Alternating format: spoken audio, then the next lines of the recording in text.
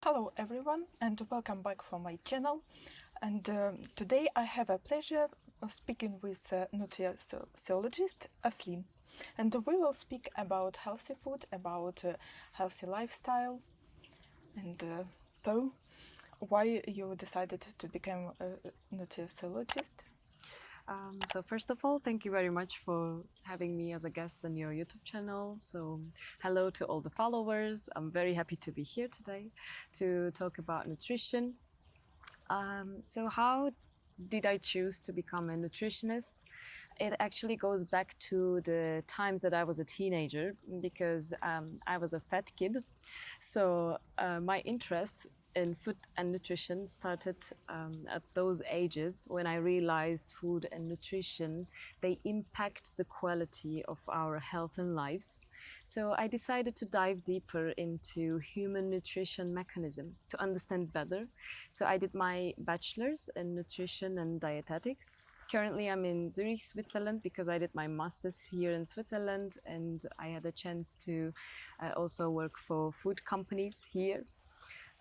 And yeah, that's briefly my story. Very nice. You look so very beautiful, and I can imagine that you was fat. Oh, thank you, thank you. And yeah, how can we incorporate for the health nutrition in our life and while still enjoy life? Okay.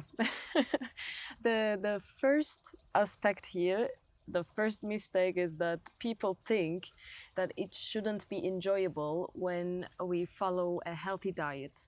When we should eat healthy, it means that we will be bored in our lives. It will be only vegetables, but it is not like that. Not at all. So first of all, incorporating a healthy life doesn't mean that it will be boring. We will still enjoy our lives, and we will even enjoy it more if we start eating healthy, start living healthy.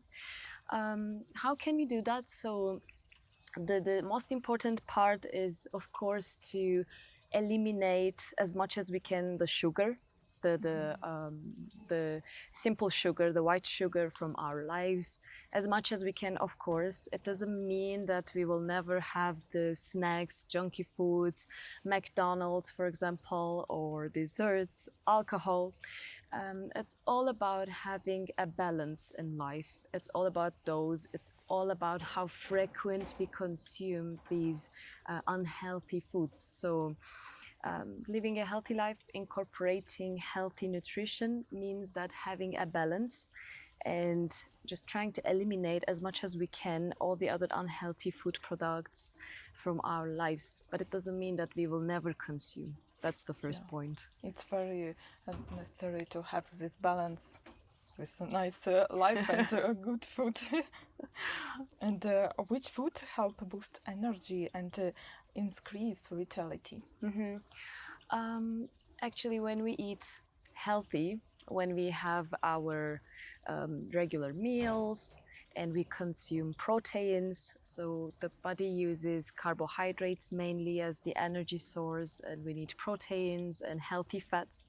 So when we pick our carbohydrates from whole grains and then our protein from healthy sources and also healthy fatty acids, our body will already feel more energetic, because all those sugar, processed food, our body, when it deals with these processed foods, it gets tired and it lowers our mood. It brings depression and even anxiety.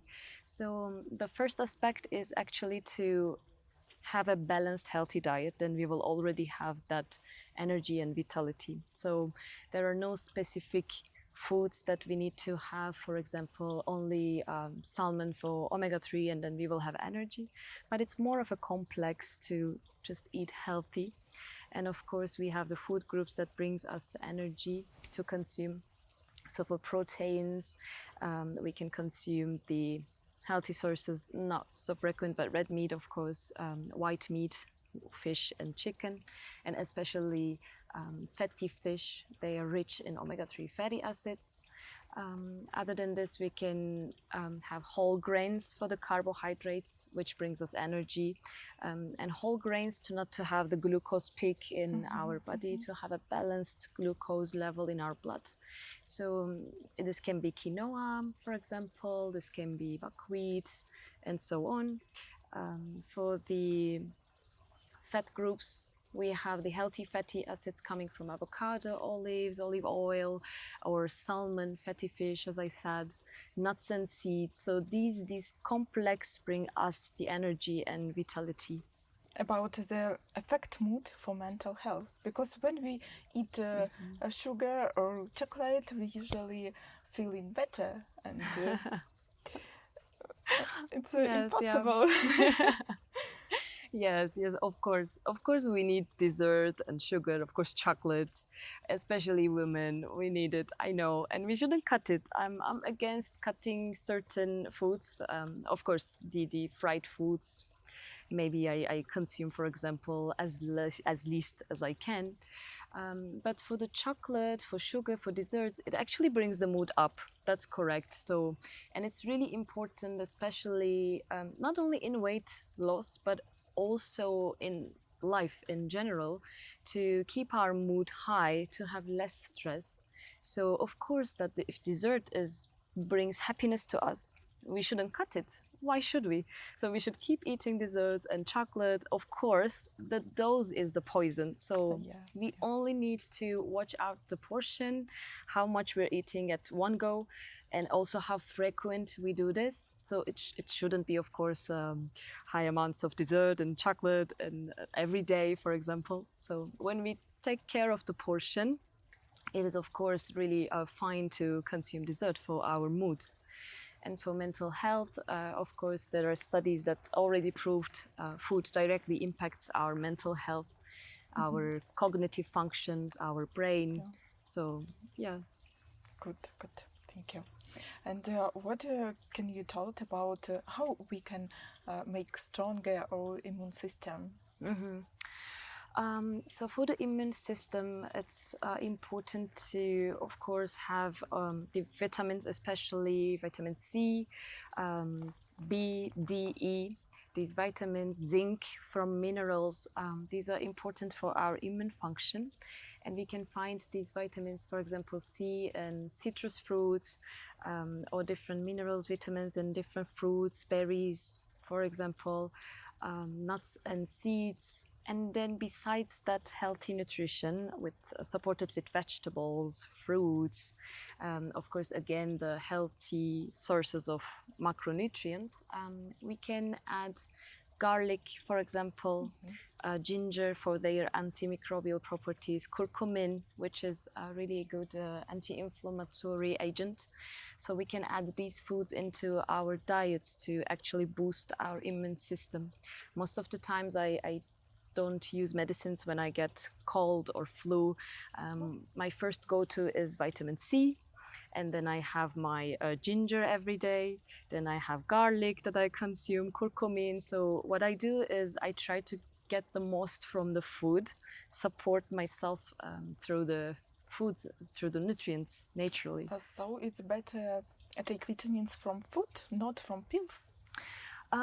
It depends. Of course, as a nutritionist, my first advice is try to get it from the natural sources, from the nature itself, because nature provides us whatever we need.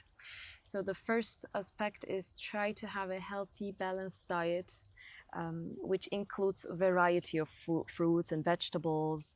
So not only specific types, but try to include as much colors as you can.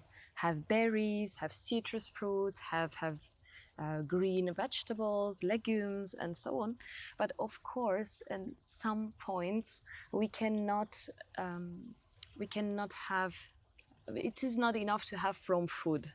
So we need supplements. For example, when we have vitamin D deficiency, because especially in countries that are not exposed to sun much. Now we live in Switzerland, so it's rainy, rainy, and especially on winters we don't see sun much. So then, of course, it is normal to have vitamin D deficiency, and food is not enough. So then, of course, we take the supplements. Or iron. This is also a very high a mineral that deficiency is really high in the population, especially in women, because we have the menstrual cycle that we need to have some iron supplements time to time. It's not easy for us to obtain it through the food. Or vitamin B12, for example, especially in vegan, vegetarian population, the population that they do not consume animal products, because vitamin B12 is animal derived, mostly animal sourced vitamin. So of course, then we need to use the supplement for that. And of course, what else can I give as an example? Calcium, especially people who do not consume dairy products much, then they can need calcium supplements as well. It is only important to work with a health professional to check what your body needs and then supplement accordingly. But otherwise, for a healthy person, it is unnecessary to go for the supplements. If we don't have any deficiency, it is of course best to just have a variety of foods, fruits, vegetables, all these healthy sources of the nutrients. It is the best option. And what do you say about superfood? It can improve our health? Yes, superfood is an interesting term, because it is not a scientific term, so it is not defined in nutritional sciences. Superfood is not a legally approved term in nutritional world. So it is actually a marketing term, superfood, because how can you define superfood? So what superfood means is we name the foods that are rich in nutrients, and we believe that provide health benefits. So we call them superfoods, but all the foods, they just bring a different nutrient. They just contribute to the health in a different aspect. So then we need to call every food superfood almost. So all the fruits, vegetables, they just contribute differently. So we need to call all of them superfoods then. So all food is superfood. Yeah, absolutely. I mean, of course, except sugar, processed food, pizza. It's pizza. Of course, but other than that, if it's not processed, like fruits, vegetables, or the protein sources, so whole grains, legumes, these all are superfoods. So they all contribute to health. And yes, actually, research, science here backs us, because there are many studies that already prove how nutrition, how food is important to protect ourselves from diseases, even cancer. So we know the impact of food and nutrition. So superfoods, they are beneficial to prevent the diseases, and also when we have the diseases, to support our system to recover. So they actually helpful in both aspects. Before we have the sickness, after we have the sickness, in every step they are a huge support. Yeah. Okay, thank you. And what do you say about diet? It's okay. We have rulers for all people, but maybe it can be different for children or for old people, adult people, and for teenagers. Maybe it's another diet. Yes.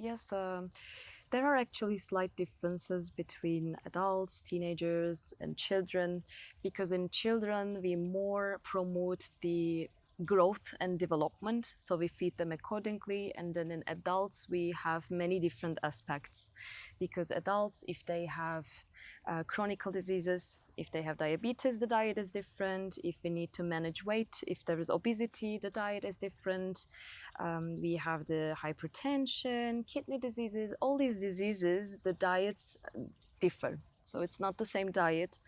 And of course, we take care of the adults according to their sicknesses. It is valid for the kids and teenagers too.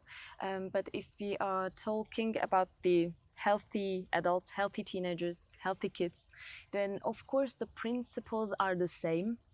What to do is the same, to have balanced meals, but maybe with the children, of course the calorie need is higher, because with the children we support them for growth and development, and their calorie need is higher.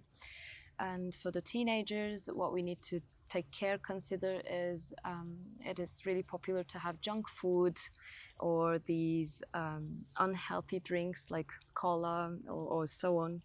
So we need to eliminate those from their diets. So it really depends on the age group and their daily habits, that what we need to aim at with them, what we need to improve and change in their diets. Okay.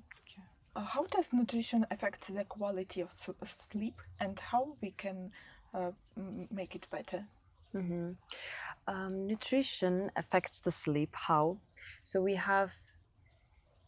first of all, what we eat can impact the quality of sleep, and the second is when, like what time we eat affects the quality of sleep. So for example, for the time, it is better to stop eating 3-4 hours before to bed. So this is something that will improve the quality of our sleep. Also, we should consider the liquid intake. So after a certain time, we need to stop also having liquid, to not to wake up every half an hour to pee. So this is another aspect. At night, our body releases a hormone called melatonin. So this is to put us into bed. After the sunset, once the air gets darker, once it is dark, so we start releasing melatonin. So that's why we start feeling sleepy once it is dark. And this melatonin also bends the body to produce insulin. So if we eat once it is dark, before to bed, and then there is no insulin to take care of that glucose level in the blood. So of course our body needs that silent time, the sleep, to recover, to just organize itself, to just deal with the system. But if we have food, then it is focused on digestion instead of the recovery, instead of sleeping and organizing and so on. So it focuses on the digestion. So of course then we cannot sleep properly. And another aspect, since we don't produce insulin as high as during the day, at night, so it also means that our blood have higher glucose, and this is a risk for diabetes for future. Having that high glucose in the blood every night, for example, is a high risk for diabetes. So nutrition impacts the quality of sleep like this, one aspect. And second aspect, of course, there are some nutrients when we eat them. It helps actually the melatonin production, for example. It is an amino acid called tryptophan, which we can find in turkey, in egg, for example. And it helps the melatonin production directly. And this is another aspect how food can impact the quality of our sleep. Okay. When I was younger, I stopped eating after 6, or it's also too early? It is actually healthy to stop eating after 6, for example, once it is getting darker, and also it is good to have some fasting time for the body until the next morning. But of course, it is not for everyone. So if we have the pregnant woman, it's different. If we have chronic sicknesses, it's different. We cannot say that everyone should stop eating around 6 and 7. It should be latest 7. We cannot say that because we have people with different lives. So diet, nutrition is really person specific. We can not generalize the principles. And of course, now we are trying to give general recommendations, but in special cases, it's of course different. So when we stop eating after 6 or 7, for example, and if we are going to bed also relatively earlier, then it is really good for our body for fasting until the next day. So then our body has all the time for itself. It doesn't have to focus on digestion. We have a good sleep quality, and then of course our metabolism works really well during the night. We use that time for recovery. So it is actually highly beneficial to stop eating after a certain time in the evening. Yeah, thank you. I want to also know what is good food for our hair and our skin. It's for women. It's necessary. Yes, yeah, absolutely. So first of all, we should take care of our hydration. So we shouldn't forget drinking water. It is one of the most important aspects. It is not only for the body regulation, but also for hydration of the skin, hair. We need water. Second of all, to obtain vitamin Bs, vitamin C, antioxidant, vitamin E, and especially biotin within the vitamin B classes.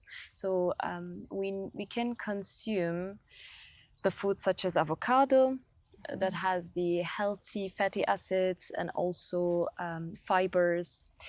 We can have avocado for vitamin E as well.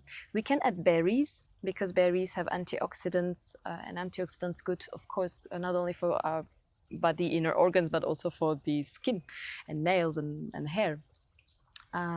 Nuts and seeds. My go-to is almonds and pumpkin seeds. So I consume them because almonds are not only a good source for protein, but they also have all these vitamins that support the skin and hair and nails. Also pumpkin seeds, a great source of magnesium too. So my go-to is another one, maybe I can say salmon for healthy omega-3, for healthy fatty acids. So I also consume fatty fish. So yeah, I can count these. Thank you. And what do you say about alcohol? I know that it's not healthy, but how its effect for weight loss? Personally, I think alcohol is good for our mental health, for our mood. It's good from it's a nutritionist. Approved. I approve. So yes, of course, it's empty calorie. I mean, I'm kidding, guys. Alcohol is not healthy at all. We all know that it's just empty calorie. We just take 7 calories per grams when we consume alcohol, and there is no health benefits coming from alcohol, zero. It is the best if we can reduce it as much as we can. And for me, I prefer relatively better alcoholic drinks like red wine, for example. It has antioxidants, at least, not only alcohol. Or gin, relatively lower calorie. And for the cocktails, for example, I use gin because alcohol or coffee or tea, these are not only drinks that we crave for, but they're also more social drinks. So we drink them as a media to bring us together with our friends or family. So we use these drinks as an excuse to come together, so to socialize. That's why, of course, that it is not possible to cut completely, if especially we are social people. Of course, some people can do that. I totally respect. I can't, but I totally respect. I mean, as a nutritionist, I also drink alcohol time to time because I socialize, I meet my friends, and it's just a good media, and I enjoy drinking sometimes too. But of course, as I said, we can pick the light drinks, light beers, or red wine, for example, or gin, slightly lower calorie than the others. And once we go for the cocktail, we can have maybe ginger, lemon, basil, mint in our cocktails, more refreshing cocktails instead of fruit juices. So it's better. It's better. But of course, we cannot cut it completely. And for the weight management, I actually had consultants that couldn't cut alcohol, and they specifically asked for me to help them with a diet that also contained alcohol. So I had to calculate the I had to do the calorie calculation the days that he wanted to drink. We did the calorie calculation, and the next day he promised to have a walk outside. So of course there were tips that we incorporated some tips. But yeah, for some people it's not possible to cut, and my job is not to force people to cut this, cut that. No, you cannot drink. No, you will not eat that. It is not possible. If they are not Of course, if they don't have that specific sicknesses, chronic diseases, if it is not banned, so cutting specific foods and drinks only causes more stress for the body, and actually stress doesn't allow us to lose weight. So this is another aspect of it. So we need to eliminate stress. We shouldn't cause stress to the person. And of course, we just try to reduce it as much as we can, the frequency of it, and we try to change the type of alcohol they consume and to add more maybe physical activity to compensate, or next day more nutrient-dense foods to just eliminate the, yeah. Good, thank you. And what do you think about body positive? It's health or no? Body positivity, it has really different aspects, because I'm really happy that body positivity just come into our lives, because before that we know, especially with Victoria's Secret fashion shows, the fashion industry really pushed the models to be size 0, and other than that they wouldn't have a job if they were in size 0. So also in media we were just exposed to that size 0 models that wasn't healthy for us. It was such a big stress for women, especially. Yes, yeah, because before that, actually, if we check the ancient or historical figures of women, then we see that actually women in the past, they were more fatty. They weren't skinny at all. But then, of course, with the fashion industry, this skinny aspect came into our lives, which wasn't healthy. So now body positivity is something good in that aspect, because it just allows us to accept our bodies as the way they are. So now we stop fighting with our bodies and try to shape it into size 0, but now we learned actually we need to accept ourselves as the way we are, which is really good for the mental health, of course, and for our self-confidence. But another aspect, now it is used differently. So using body positivity as an excuse and not eating healthy, becoming not fat but unhealthy, is the wrong aspect, wrong usage of body positivity. So of course that we should accept ourselves as the way we are. Our size doesn't matter, our weight doesn't matter, but our health matters. So it is not only the size and appearance, but we try to manage our weights for health. We shouldn't forget that part. Yeah. Good. Thank you. And what do you think about Ozempic for weight loss? Because it's new, but it's a lot of stars use it. Awful.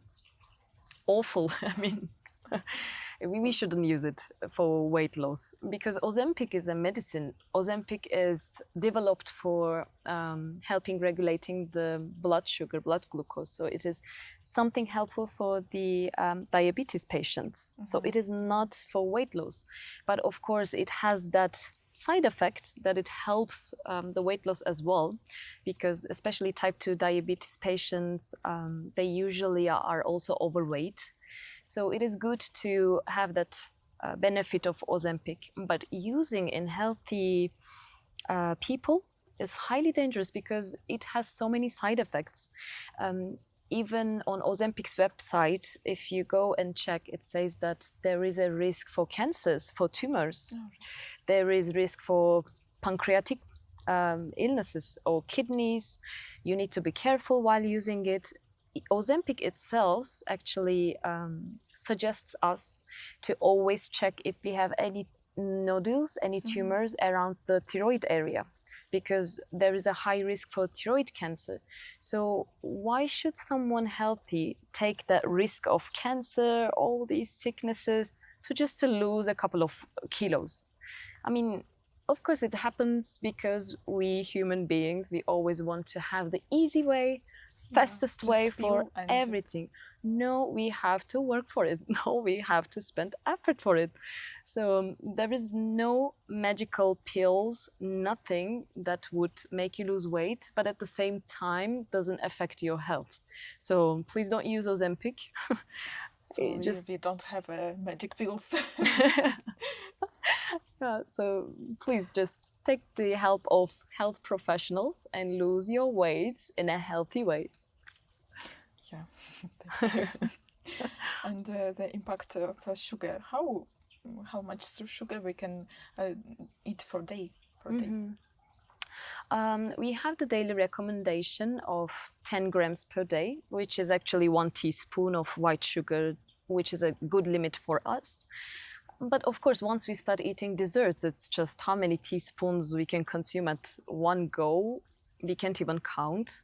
So the dose is the poison, so we need to consume as least as we can. But the daily regulated amount is 10 grams per day. It's just 1 teaspoon. Okay. Yes, yeah. Not a lot. I'm sorry for that. I'm so sorry. But yeah, and of course there are some healthy desserts as well. Dark chocolate is actually really good for cardiovascular health. So dark chocolate has health claim. It is really hard to get European health claim, and dark chocolate has it for cardiovascular health. So we can eat dark chocolate, for example. Good. And at the end, what is the mind from what is the healthy food from nutrition? It's as I understand, it's balance. Yeah. Yes, absolutely. I always say that, I mean, all the nutritionists always say that balance is the key. Just having the variety of nutrients coming from different vegetables, different fruits, so adding more color as we can. And to me, it is a balanced diet that has the healthy food. There is no specific food that is the most healthy, but all different foods have their own benefits to health. They contain different type of nutrients. So for me, a healthy food is a not processed food, which is a nutrient dense and promotes well-being, promotes health. So this is a healthy food for me. Okay, thank you very much for so useful video and so useful story.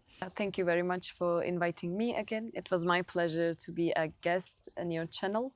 My best wishes, and also for the followers, don't forget to like, don't forget to subscribe.